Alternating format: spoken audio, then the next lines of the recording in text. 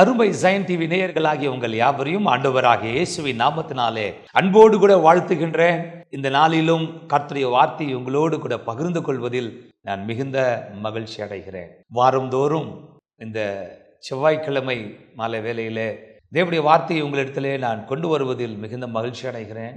வேதமும் விளக்கமும் என்கிறதான இந்த பகுதியின் மூலமாக பாஷா போஷனை தியானிப்பதில் நான் மிகுந்த மகிழ்ச்சி அடைகிறேன். ஒவ்வொரு வாரமும் நாம் தியானித்து வருகிறதான இந்த வேத பகுதி உங்கள் ஒவ்வொருவருக்கும் ஆசீர்வாதமாக இருக்கும் என்று கர்த்தருக்குள்ளாக நான் விசுவாசிக்கிறேன். இந்த வாரத்திற்கான பாஷா போஷனுடைய பெயர் ஜரியா என்கிறதான பெயருடையதாக இருக்கிறது.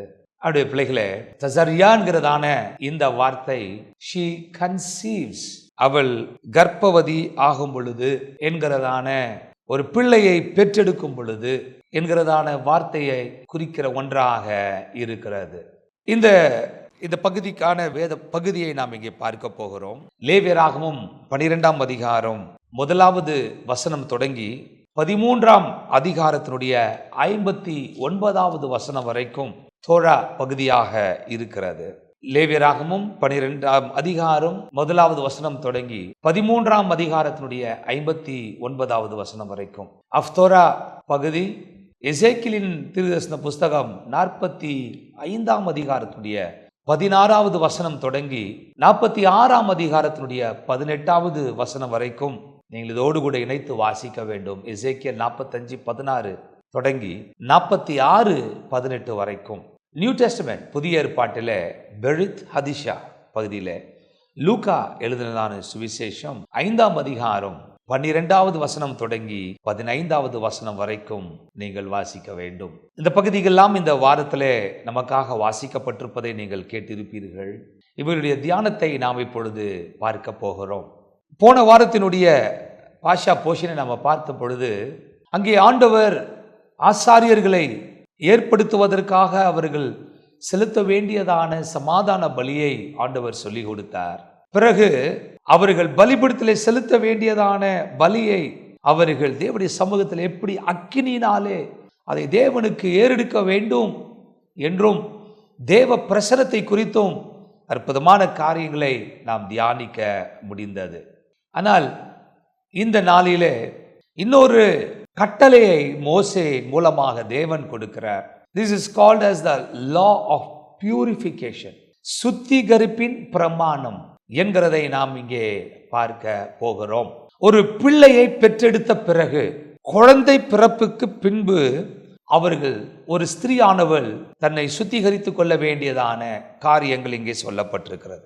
லேவியராகமம் 12ஆம் அதிகாரம் முதல் 2 வசனங்களை நான் வாசிக்கிறேன். பின்னும் கர்த்தர் மோசேயை நோக்கி, நீ இஸ்ரவேல் புத்திரரோடே சொல்ல வேண்டியது என்னவென்றால், ஒரு ஸ்திரீ கர்ப்பவதி ஆகி ஆண் பிள்ளையை பெற்றால் அவள் சூதக ஸ்திரீ விலக்கமாயிருக்கும் நாட்களுக்கு சரியாக 7 நாள் தீட்டாய் இருப்பாள். 3வது வசனம், 8ஆம் நாளிலே அந்த பிள்ளையினுடைய நுனித்தோலின் மாம்சம் விருத்த சேதனம் பண்ணப்பட கடவது. அடுத்த பிள்ளைகளே, நாம் இங்கே பார்க்கின்றோம், ஆண்டவர் நீ இஸ்ரவேல் புத்திரரோடு சொல்ல வேண்டியது என்று ஆண்டவர் மோசேயின் மூலமாக சொல்லுகின்றார். ஒரு ஸ்திரீயானவள் ஒரு ஆண் பிள்ளையை அவள் பெற்றெடுத்தால் 7 நாள் அவள் தீட்டுப்பட்டவளை போல, சூதக ஸ்திரீயை போல அவள் 7 நாள் தீட்டுப்பட்டவளாயிருப்பாள். இந்த காரியங்களை ஆண்டவர் சொல்லுவது சற்று ஆச்சரியமாயிருக்கிறது. பிறகு இந்த ஜரியா என்கிறதான பகுதியை நாம் பார்க்கும் பொழுது இதனுடைய ரூட் வேர்ட் ஜரா, ZARH, ஜரா. ஜாரா என்றால் சீட், விதை என்றதான அர்த்தமாக எபிரேய பாஷையிலே காணப்படுகிறது. அப்படி என்றால் ஜரியா என்கிறதான இந்த வார்த்தையானது சைல்டு பியரிங் என்கிறதான இந்த வார்த்தை, பிள்ளையை பெற்றெடுக்கிறதான இந்த காரியம் ஆக்சுவலா என்ன என்றால் ஒரு வித்தை சுமந்து பெற்றெடுத்திருக்கின்றாள். ஒரு விதையை அவள் பெற்றெடுத்திருக்கின்றாள். பியரிங் சீட் என்கிறதான விஷயத்தை சொல்லுகிற ஒன்றாக இருக்கிறது.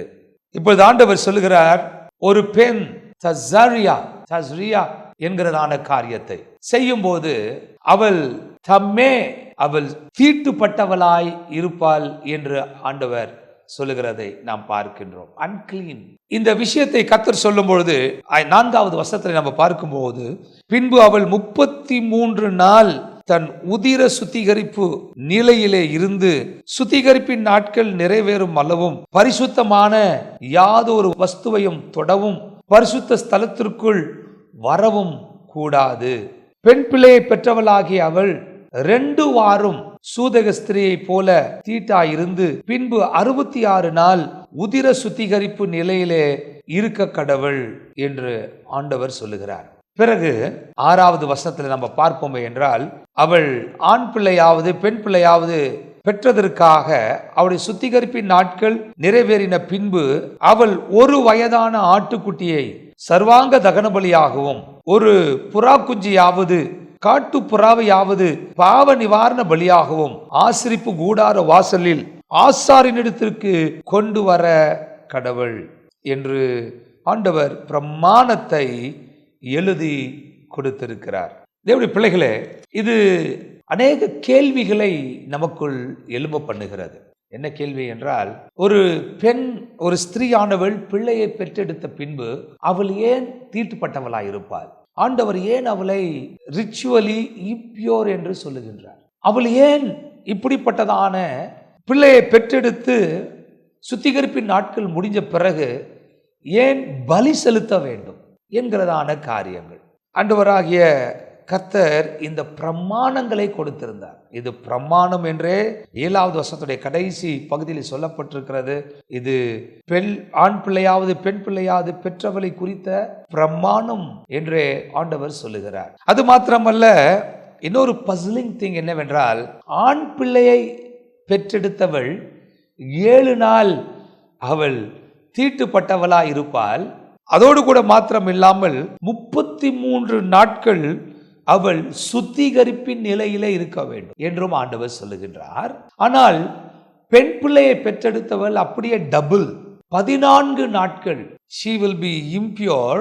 2 வாரங்கள் அவள் தீட்டுப்பட்டவளா இருப்பாள். பிறகு 66 நாட்கள் அவள் சுத்திகரிப்பின் நிலையிலே இருக்க வேண்டும் என்றும் கர்த்தர் சொல்லுகிற வார்த்தைகளை நாம் இங்கே பார்க்க முடிகிறது. ஏன் இப்படிப்பட்டதான காரியங்களை ஆண்டவர் சொல்லி இருக்கின்றார்? தேவ பிள்ளைகளே, it's a mitzvah, it's a commandment. கர்த்தர் சொன்னதான காரியங்கள். இதற்கு அநேக விளக்கங்கள் எல்லாம் நமக்கு சொல்லப்படுகிறது. என்றாலும் கவனியுங்கள், ஒரு குழந்தையை ஒரு தாய் அவள் பெற்றெடுக்கும் பொழுது அது எவ்வளவு சந்தோஷமான ஒரு காரியம். பிள்ளையை தன்னுடைய கரத்திலே அவள் முதல் முறை ஏந்தி கொள்ளும் பொழுது எவ்வளவு மகிழ்ச்சியாய் ஆனந்தமான ஒரு காரியமாய் அது காணப்படும். ஆனால் அப்படிப்பட்டதான அவள் தேவனுடைய முதல் கட்டளையே அதுதானே, நீங்கள் பலுகி பெருகி பூமியை நிரப்புங்கள் என்று ஆண்டவர் கொடுத்த கட்டளை தானே. பிள்ளையை பெற்றெடுக்க வேண்டும் என்பது கர்த்தர் சொன்னதான காரியம் தானே. அப்படி இருக்கும் பொழுது கர்த்தர் சொன்னதான அந்த காரியம் நிறைவேறும் பொழுது எப்படி அந்த பிள்ளையை பெற்றெடுத்தவள் தீட்டுள்ளவளாக தன்னை சுத்திகரிக்கிறதான காரியங்களை செய்ய வேண்டியவளாய் அவள் இருக்கிறாள். இந்த 12ஆம் அதிகாரத்தினுடைய 8வது வசனம் சொல்லுகிறது, ஆட்டுக்குட்டியை கொண்டு வர அவளுக்கு சக்தி இல்லாதிருந்தால் 2 காட்டு புறாக்களையாவது 2 புறா குஞ்சுகளையாவது ஒன்றை சர்வாங்க தகன பலியாகவும் மற்றொன்றை பாவ நிவாரண பலியாகவும் கொண்டு வர கடவுள். அதனால் ஆசாரியன் அவளுக்காக பாவ நிவர்த்தி செய்ய கடவன், அப்பொழுது அவள் சுத்தமாவாள் என்று சொல் என்றார். அவர்கள் ஏழ்மையானவர்களாய் இருப்பார்கள் என்றால், ஒரு ஆட்டுக்குட்டியை வாங்கி பலி செலுத்துவதற்கு சக்தி இல்லாதவர்களாய் பண வசதி இல்லாதவர்களாய் இருப்பார்களே என்றால், அவங்க அட்லீஸ்ட் 2 காட்டு புறாக்களையாவது இல்லாவிட்டால் 2 புறா குஞ்சுகளையாவது அவர்கள் செலுத்த வேண்டும் என்றும் ஆண்டவர் அவர்களுக்கு சொன்ன கட்டளையை படி நாம் ஆண்டவராகிய இயேசு கிறிஸ்துவை பெற்றெடுத்த யோசேப்பும் மரியாளும் தேவாலயத்திற்கு அவர்கள் வந்தார்கள் என்றும் லூக்கா 2ஆம் அதிகாரம் 22வது வசனத்திலே நாம் வாசிக்கின்றோம். அவர்கள் புறா குஞ்சியை தான் அவர்கள் தங்களுடைய சுத்திகரிப்புக்கு என்று கொடுத்தார்கள் என்றும் நாம் வாசிக்க முடிகிறது. அவர்களாலே ஆட்டுக்கடாவை வாங்குவதற்கு கூட சக்தி இல்லாதவர்களாய் அவர்கள் இருந்தார்கள். லூக்கா 2ஆம் அதிகாரம் 22வது வசனம் தொடங்கி 24வது வசனம் வரைக்கும் சொல்லப்பட்டிருக்கிறது. மோசேயின் நியாய பிரமாணத்தின்படியே அவர்களுடைய சுத்திகரிப்பின் நாட்கள் நிறைவேறின பொழுது முதற் பேரான எந்த ஆண் பிள்ளையும் கர்த்தருக்கு பரிசுத்தமானது என்று எண்ணப்படும் என்று கர்த்தருடைய நியாய பிரமாணத்தில் எழுதியிருக்கிறபடி அவரை கர்த்தருக்கு ஒப்பு கொடுக்கவும், கர்த்தருடைய நியாய பிரமாணத்தில் சொல்லியிருந்தபடி ஒரு ஜோடு காட்டு புறாவையாவது 2 புறா குஞ்சுகளையாவது பலியாக செலுத்தவும் அவரை எருசலேமுக்கு கொண்டு போனார்கள். So this couple, they obeyed the word of God. இந்த ஜோடியானவர்கள் கர்த்தருடைய வார்த்தைக்கு கீழ்ப்படிந்து தேவனுடைய ஆலயத்திற்கு சென்று மரியாள் தேவனுக்கு அவர்கள் இந்த பலியை செலுத்தினார்கள். இந்த சுத்திகரிப்பின் காரியங்களை குறித்து வேதம் சொல்லுகிறதே என்ன, ஏன் இப்படிப்பட்டதான 7 நாட்கள் 33 நாட்கள், பெண் பிள்ளையை பெற்றெடுத்தால் 14 நாட்கள் 66 நாட்கள். இதிலே ஒரு யூத ரபி சொல்லுகின்றார், ஸ்திரீ குழந்தையை பெற்றெடுக்கும் பொழுது they go through trauma, ஒரு பயங்கரமான மன நிலை, ஒரு போராட்டத்தின் வழியாய் அவர்கள் கடந்து போகிறார்கள். ஒரு மீண்டும் உயிர் பெற்று வருவது போல, மறு ஜென்மம் எடுத்ததை போல அவர்கள் உணர்வார்கள். ஆகினாலே அதிலிருந்து ரிக்கவர் ஆவதற்கு, அதிலிருந்து அவர்கள் வெளியே வருவதற்கு இந்த நாட்கள் அவர்களுக்கு தேவைப்படுகிறது என்பதை தேவன் உணர்ந்தபடியினாலே இந்த நாட்களை அவர் கொடுத்திருக்கிறார். இட்ஸ் போஸ்ட் டிப்ரெஷன், ஒரு மன அழுத்தங்கள், அப்படிப்பட்ட நிலைமையிலிருந்து அவர்கள் விடுதலை ஆவதற்கு இந்த நாட்கள் தேவை என்பதாகவும், அது மாத்திரமல்ல, இப்பொழுது ஒரு புதிய ஜீவனை அவர்கள் பெற்றெடுத்து தங்களோடு வைத்திருக்கின்றார்கள். அந்த பிள்ளையை நான் தேவனுடைய வழியிலே எப்படி வளர்க்க வேண்டும், வழிநடத்தி கொண்டு செல்ல வேண்டும் என்கிறதான விஷயங்களை யோசிப்பதற்கும், to think about the directions to take this child, இந்த பிள்ளையை நான் எப்படி நேவிகேட் பண்ண போகிறேன், வழி நடத்தி கொண்டு செல்ல போகிறேன் என்பதை சிந்திப்பதற்குமான நாட்களாக இவைகள் இருக்கும் என்பதாகவும் சொல்லுகின்றார்கள். ஆனால் ஒரு ஆண் பிள்ளையை பெற்றெடுத்தால் 7 நாள் அவர்கள் சுத்திகரிப்பின் நாட்கள் தீட்டுப்பட்ட பிறகு 8வது நாளிலே அந்த பிள்ளையினுடைய நுனித்தோலின் மாம்சத்தை அவர்கள் விருத்த சேதனம் செய்ய வேண்டும் என்றும் ஆண்டவர் சொல்லுகிறதை நாம் பார்க்க முடிகிறது. ஆனால் ஒரு பெண் பிள்ளையை அவர்கள் பெற்றெடுப்பார்கள் என்றால் 14 நாட்கள் சுத்திகரிப்பு. ஏன் இந்த 14 நாட்கள்? பெண் பிள்ளைக்கு மாத்திரம் இத்தனை நாட்கள். ஏனென்றால் இந்த பெண் பிள்ளை அவள் வளர்ந்த பிறகு அவள் இன்னொரு ஜீவனை பெற்றெடுக்க போகிறபடியினாலே அவளுக்குள்ளாக ஒரு பெரிய மாற்றங்களை உண்டு பண்ணுவதற்கு, சிறப்பான நன்மைகளை கொண்டு வருவதற்கு இந்த 14 நாட்கள் சுத்திகரிப்பை ஆண்டவர் கொடுத்திருக்கிறார் என்கிறதான விஷயத்தையும் அவர்கள் சொல்லுகின்றார்கள். எப்படி ஆயினும் ஆண்டவர் பிள்ளைகளே, இவைகளை ஆண்டவர் கொடுப்பதற்கான காரணம் தங்களை தேவனுக்கு நேராக இன்னும் அதிகமாக நெருக்கமாய் கொண்டு வருவதற்கும் கர்த்தருக்கு ஸ்தோத்திரம் சொல்லுவதற்குமான நாட்களாக இந்த நாட்களை அவர்கள் மாற்றிக்கொள்ள வேண்டும் என்பதை ஒவ்வொருவரும், பிள்ளையை பெற்றெடுக்கிற ஒவ்வொருவரும் அறிந்து கொள்ள வேண்டும் என்பதுதான் தேவனுடைய நோக்கமாக இருக்கிறது என்பதை நாம் உணர்ந்து கொள்ள வேண்டும். இந்த பகுதியிலே பிள்ளையை பெற்றெடுக்கிறதான இந்த காரியம் என்றதான இந்த விஷயத்தை நாம் பார்த்தோம். இதற்கான ஒரு சுத்திகரிப்பை ஆண்டவர் ஏற்படுத்தினது மாத்திரமல்ல, ஜரியா என்கிறதான இந்த காரியம் இன்னொரு விஷயத்தையும் ஆண்டவர் 13வது அதிகாரத்திலே சொல்லுகிறதை நாம் பார்க்க முடியும். இதிலே ஆண்டவர் சொல்லுகிறார், 13வது அதிகாரம் முதல் 2 வசனங்கள், பின்னும் கர்த்தர் மோசேயையும் ஆரோனையும் நோக்கி, ஒரு மனிதனுடைய சரீரத்தின் மேல் குஷ்டரோகம் போல் இருக்கிற ஒரு தடிப்பாவது அசராவது வெள்ளை படராவது உண்டானால் அவன் ஆசாரனாகிய ஆரோனிடத்திலும் ஆசாரியராகிய அவன் குமாரரில் ஒருவனிடத்தில் ஆகிலும் கொண்டு வர படக்கடவன். அப்பொழுது ஆசாரியன் அவன் சரீரத்தின் மேல் இருக்கிற ரோகத்தை பார்க்க வேண்டும்.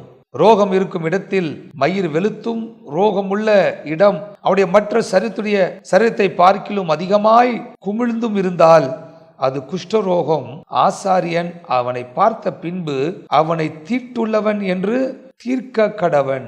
அவன் சரீரத்தின் மேல் வெள்ளை படர்ந்திருந்தாலும் அவ்விடம் அவனுடைய மற்ற தோலை பார்க்கிலும் அதிக பள்ளமாய் இராமலும் அதன் மயிர் வெள்ளையாக மாறாமலும் இருந்தால் ஆசாரியன் அவனை 7 நாள் அடைத்து வைத்து 7ஆம் நாளிலே அவனை பார்க்க கடவன். தோலில் ரோகம் அதிகப்படாமல் அவன் பார்வைக்கு ரோகம் நின்றிருந்தால் ஆசாரியன் 2ஆம் தரம் அவனை 7 நாள் அடைத்து வைத்து பிறகு அவன் தன்னை சுத்திகரித்து கொண்டு அவன் வஸ்திரங்களை தோய்த்து சுத்தமாக இருப்பான் என்று ஆண்டவர் சொல்லுகிறார். 7வது வசனத்தில் நாம் பார்க்கிறோம், தன்னை சுத்தமுள்ளவன் என்று தீர்க்கிறதற்கு அவன் தன்னை ஆசானிடத்தில் காண்பித்த பின்பு அசரு தோளில் அதிகமாய் படாதிருந்தால் அவன் மறுபடியும் ஆசாரியனுக்கு தன்னை காண்பிக்க கடவன் என்று சொல்லப்பட்டிருக்கிறதை நாம் பார்க்கின்றோம். இங்கே நாம் இன்னொரு விஷயத்தை கர்த்தர் சொல்லுகின்றார். ஒருவனுக்கு குஷ்டரோகம் ஏற்பட்டிருக்குமே என்றால், சரீரத்திலே தோல் மாற்றங்கள் உண்டாகுமே என்றால், அதை அவர்கள் ஐசோலேட் பண்ண கடவர்கள். அவனை 7 நாள் தனிமையிலே அடைத்து வைக்க வேண்டும் என்று ஆண்டவர் சொல்லுகின்றார். ஐசோலேஷன். இங்கே லெப்ரசியை குறித்து ஆண்டவர் பேசுகின்றார். லெப்ரசிக்கு எபிரேய பாஷையில ஜராரத் என்றதான வார்த்தை சொல்லப்பட்டிருக்கிறது. TZARAAT ஜராரத் என்றதான வார்த்தை சொல்லப்படுகிறது. லெப்ரசி என்று சொல்லப்படுகிறது. ஆனால் இப்படிப்பட்டதான காரியம் வந்தவன் 7 நாள் குவாரண்டைன்ல இருக்க வேண்டும். ஆசாரியன் அதை பார்த்து அவனை தனிமைப்படுத்த வேண்டும் என்கிறதான காரியத்தை ஆண்டவர் இங்கே சொல்லி கொடுக்கிறார். 45வது 46வது வசனத்தில் ஆண்டவர் சொல்லுகிறத காரியங்களை பாருங்கள். 13ஆம் அதிகாரத்தில் குஷ்டரோகம் உடையவனாய் இருப்பானே என்றால் அவன் தன்னுடைய முகத்தை மூடி அவன் என்ன சொல்ல வேண்டும் என்றால் அசுத்தம் அசுத்தம் என்று அவன் சொல்ல வேண்டும். அசுத்தம் என்கிறதான வார்த்தைக்கு எபிரேய பாஷையில தம்மே தம்மே என்று அவன் உரத்த கத்திக்கொண்டே செல்ல வேண்டும். அவன் தனிமையில் இருக்க வேண்டும். அவனுடைய குடியிருப்பு ஜனங்களுடைய குடியிருப்பை விட்டு தூரத்தில் இருக்க வேண்டும். அப்பார்ட் ஃப்ரம் த டென்ட் அவன் இருக்க வேண்டும் என்று சொல்லி ஆண்டவர் தீர்ப்பை சொல்லுகின்றார். அவருடைய பிள்ளைகளை தனிமைப்படுத்தப்பட்டவர்களாக ஜனங்களுடைய மக்கள் இருக்கிறதான இடங்களில் இராதபடிக்கு அவர்கள் தூரத்திலே தனிமையாக இருக்க வேண்டும் என்று ஆண்டவர் சொல்லுகின்றார். தேவ ஜனமே, பிள்ளையை பெற்றெடுத்தவர்களும் குறிப்பிட்ட நாட்கள் தனிமைப்படுத்தப்பட வேண்டும். அவர்கள் தீட்டுப்பட்டவர்கள் என்று சொல்லி அவர்கள் இருப்பார்கள். இங்கே குஷ்டரோகம் வந்தவனும் அவன் தனிமைப்படுத்தப்பட்டவனாக தனிமையில் இருக்க வேண்டும். அந்த 7 நாள் சுத்திகரிப்பு, பிறகு இன்னொரு 7 நாள் அவனை பார்க்கிறதான அப்சர்வேஷன் பண்ணுகிறதான காரியங்கள் இதெல்லாம் இருக்கிறதை நாம் பார்க்க முடிகிறது. இப்பொழுது இந்த தனிமைப்படுத்தப்படுகிறதான காரியங்கள் என்ன என்று சொல்லி பார்ப்பீர்கள் என்றால், அது பிள்ளைகளே, இந்த தனிமைப்படுத்தப்படுகிறதான வேளையிலே இந்த மக்கள் தங்களுடைய நேரத்தை அதிகமாய் தேவனோடு கூட செலவிடுவதற்கு, தங்களுடைய தீட்டு மாறுவதற்கு, தங்களுடைய ரோகம் நீங்குவதற்கு அது அவர்களுக்கு உதவி செய்கிற ஒன்றாக இருக்கும். Setting time aside for God, தேவனுக்கென்று தங்களுடைய நேரத்தை அவர்கள் ஒதுக்கி செலவிட்டு கர்த்தரை நோக்கி பார்க்க வேண்டியதான ஒரு காரியத்தை இது காண்பிக்கிறதா இருக்கிறது. ஒரு யூத ரபி இப்படியாக சொன்னார், a person who does not have an hour for God is not a person. தேவனுக்கென்று 1 மணி நேரமாவது ஒரு நாளிலே ஒரு ஆணோ பெண்ணோ செலவிடவில்லை என்றால் அவர்கள் ஒரு நபரே அல்ல என்பதாக சொல்லியிருக்கின்றார். தேவனுடைய பிள்ளைகளே, நமக்கு இருக்கிறதான 24 மணி நேரத்தில் தேவனுக்கென்று ஒரு நாளிலே 1 மணி நேரம் ஆகிலும் நாம் ஒதுக்கி கர்த்தரோடு கூட நேரத்தை நாம் செலவிடுகிறவர்களாக இருக்க வேண்டியது அவசியமாக இருக்கிறது. நாம் வேதத்திலே தாவீதை குறித்து பார்க்கின்றோம். அவன் கர்த்தரோடு கூட நேரத்தை செலவழித்தான். அவ்வப்பொழுது அவன் சொல்லுகிறான், குறித்த ஜாமத்திற்கு முன்பாகவே என் கண்கள் விழித்துக் கொள்ளுகிறது. ஆண்டவரே, நான் 7 தரம் உம்மை நோக்கி கூப்பிடுகிறேன். அவன் தீர்மானம் பண்ணியிருந்தான், நான் இந்த நேரத்தில் எல்லாம் கர்த்தரை நோக்கி கூப்பிடுவேன் என்று சொல்லி தீர்மானித்திருந்து கர்த்தரை நோக்கி அவன் கூப்பிடுகிறதை நாம் பார்க்க முடிகிறது. மாத்திரமல்ல, எலியா தீர்க்கதரிசியின் வாழ்விலை நாம் பார்க்கின்றோம்.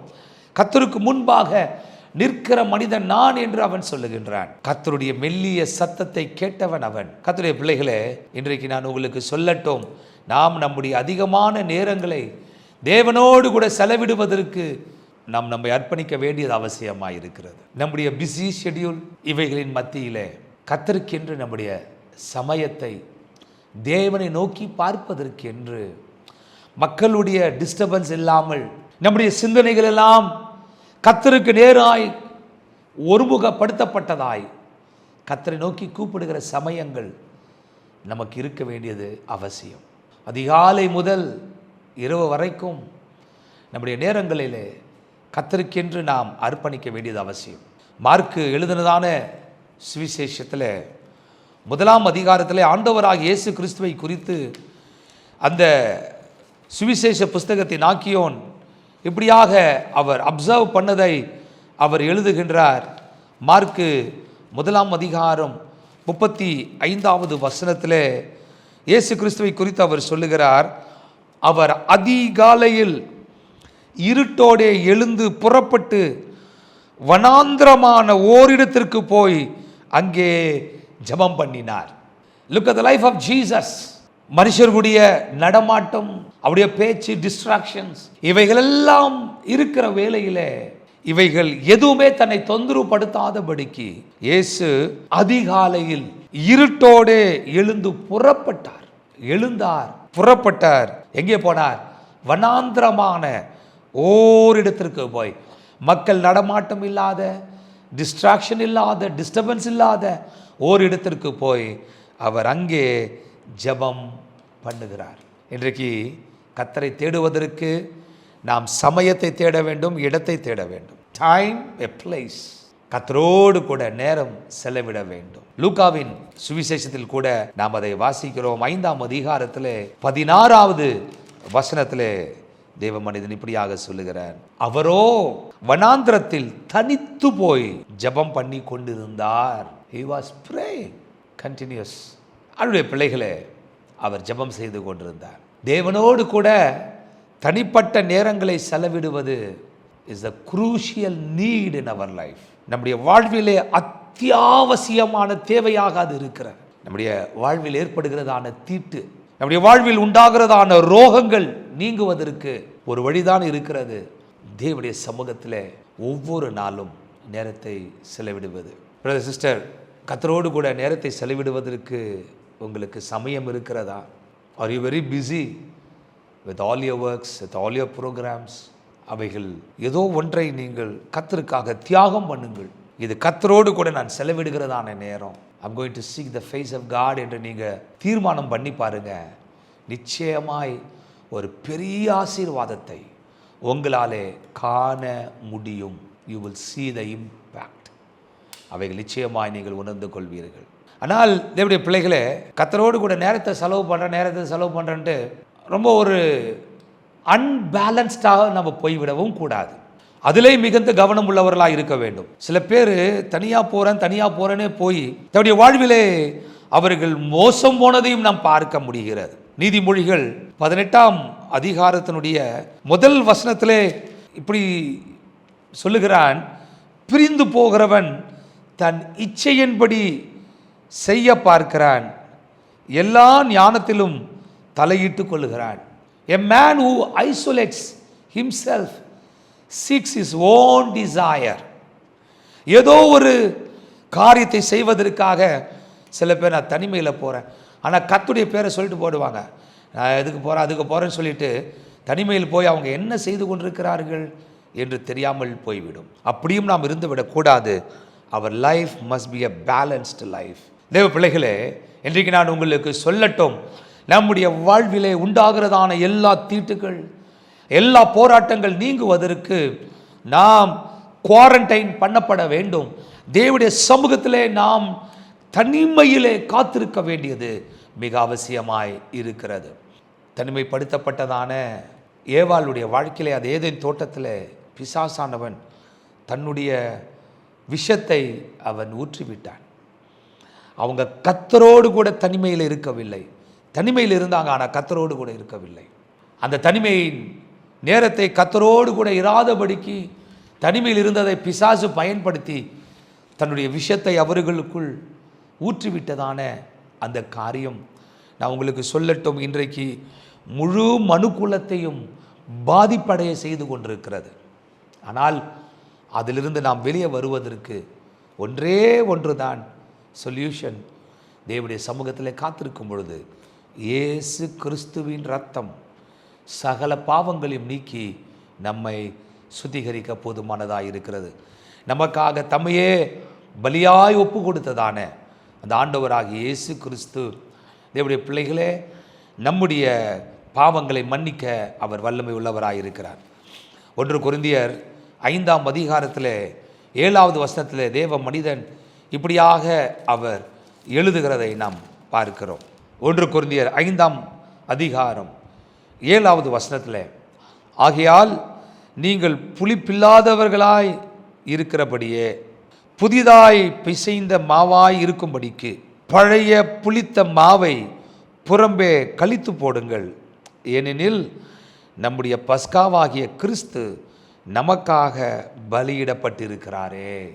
நம்முடைய புளிப்பு, பழைய பாவங்கள், எல்லா பழைய விஷயங்கள் நம்மை விட்டு நீக்கப்பட்டு நாம் புதிய சுவாபம் உள்ளவர்களாய் மாறுவதற்கு நமக்காக பஸ்காவாகிய கிறிஸ்து பலியிடப்பட்டிருக்கின்றார். அவருடைய பலியினாலே நாம் எல்லாரும் சுத்திகரிக்கப்பட்டு பரிசுத்தமாக்கப்பட்டவர்களாக இருப்போம் என்பதிலே ஒருபோதும் சந்தேகமே இல்லை. இன்றைக்கு கர்த்தருடைய பிள்ளைகளை நான் உங்களுக்கு சொல்லட்டும், நம்மை சுத்திகரிக்கிற தேவன் நமக்கு உண்டு. நம்முடைய பாவங்களை நம்ம விட்டு அப்புறப்படுத்துகிறதான தேவன் நமக்கு உண்டு. ஆகையினாலே நம்முடைய வாழ்விலே என்ன தமீம் இருந்தாலும், என்ன தீட்டுகள் இருந்தாலும் அவைகளிலிருந்து நம்மை விடுவிக்க கர்த்தர் வல்லவராக இருக்கிறார். ஸோ ஜரியா என்கிறத காரியங்கள் நம்முடைய வாழ்வில் இருந்தாலும், தேவனுடைய ஜனமே, அது மாத்திரமல்ல, தசராத் என்கிறதான காரியங்கள் நம்முடைய வாழ்வில் இருந்தாலும், இவைகள் எல்லாவற்றிலிருந்தும் கர்த்தருடைய இரத்தம், இயேசுவினுடைய இரத்தம், ஆண்டவருடைய பிரசன்னம் நம்முடைய வாழ்விலே பெரிய மாற்றத்தை கொண்டு வந்து நம்மை சுத்திகரிக்க போதுமானதாக இருக்கிறது. ஆகினாலே ஜீவனுள்ள தேவனாகிய கர்த்தரை நோக்கி பாருங்கள். அவர் உங்களை புதியவர்களாய் மாற பண்ணுவார், பலமுள்ளவர்களாய் மாற பண்ணுவார், அவருக்கு உகந்தவர்களாய் கர்த்தர் மாற பண்ண போதுமானவராய் இருக்கிறார். உங்களுக்காக நான் ஜெபிக்க விரும்புகிறேன். ஜெபம் செய்வோம். பரலோக பிதாவே, ஆசீர்வதிக்கப்பட்டதான இந்த வேலைக்காய் நன்றி. ஆண்டவரே, சபை ஜாரியான்கிறதான இந்த வேத பகுதியை நாங்கள் இந்த நாளிலே பாஷா போஷனை தியானிக்க நீர் எங்களுக்கு கொடுத்த அந்த தயவுக்காக உமக்கு நன்றி. தீட்டு ஆண்டவரே சப்பா அநேக மக்களை ஆண்டவரே சப்பா உம்மை விட்டு அப்புறப்படுத்துகிறதா இருக்கிறது. ஆனால் சுத்திகரிப்பு என்கிறதான காரியம் எங்கள் வாழ்விலே உம்மோடு கூட நாங்கள் இணையும்படியாக எங்களுக்கு உதவி செய்கிறதற்காக உமக்கு ஸ்தோத்திரம். ஆண்டவரே, எங்களுடைய குவாரண்டைன் நேரங்கள், ஆண்டவரே, எங்களுடைய தனிமைப்படுத்தப்படுகிறதான சமயங்கள், நாங்கள் உம்மோடு கூட இன்னும் அதிகமாய் கிட்டி நெருங்கி சேருவதற்கு எங்களுக்கு உதவி செய்யட்டும். ஆண்டவரே, ஒவ்வொரு நாளும் எங்கள் வாழ்விலே நாங்கள் ஆண்டவரே நேரத்தை ஒதுக்கி இடத்தை கண்டுபிடித்து ஆண்டவரே மற்ற எல்லா ஆண்டவரே அப்பா டிஸ்ட்ராக்ஷனில் இருந்தும் ஆண்டவரே நாங்கள் விலகி உம்முடைய முகத்தை நோக்கி பார்க்க, உம்மை நோக்கி நாங்கள் ஜெபிக்க, உம்மோடு கூட நாங்கள் இன்னும் அதிகமாக இணைந்து பிணைந்து விட எங்களுக்கு அனுக்கிரகம் பண்ணுங்க சப்பா. ஆண்டவரே, கர்த்தருக்கு காத்திருக்கிறவர்களோ புது பலன் அடைந்து கழுகுகளைப் போல செட்டைகளை அடித்து உயர எழும்புவார்கள் என்கிறதான் உம்முடைய நல்ல வார்த்தையின்படி தேவனே, நாங்கள் உம்மிலே நிலை கொண்டிருந்து உம்மிலே நாங்கள் எழும்ப பிரகாசம் அடைய எங்களுக்கு உதவி செய்யுங்க. இந்த வார்த்தைகளை கேட்ட இப்படி பிள்ளைகள், அவருடைய குடும்பங்கள் ஒவ்வொருவரையும் கர்த்தர் ஆசீர்வதிங்க, எல்லாரையும் பலப்படுத்துங்க. தேவ கிருபை எங்களோடு கூட இருக்கட்டும். ஆண்டவரே, அற்புதமாக பிள்ளைகள் ஒவ்வொருவரையும் வழி நடத்துவீராக. ஆசீர்வதிங்க. இயேசுவின் நாமத்தில் ஜெபிக்கிறோம் எங்கள் ஜீவனுள்ள நல்ல பிதாவே. ஆமென், ஆமென். என் ஆத்துமாவே கர்த்தரை ஸ்தோத்திரி, என் முழு உள்ளமே அவருடைய பரிசுத்த நாமத்தை ஸ்தோத்திரி. என் ஆத்துமாவே கர்த்தரை ஸ்தோத்திரி, அவர் செய்த சகல உபகாரங்களையும் மறவாதே. ஆமென், ஆமென். ஷலோம், ஷலோம், and God bless you. கர்த்தர் உங்கள் அனைவரையும் ஆசீர்வதிப்பாராக. ஆமென்.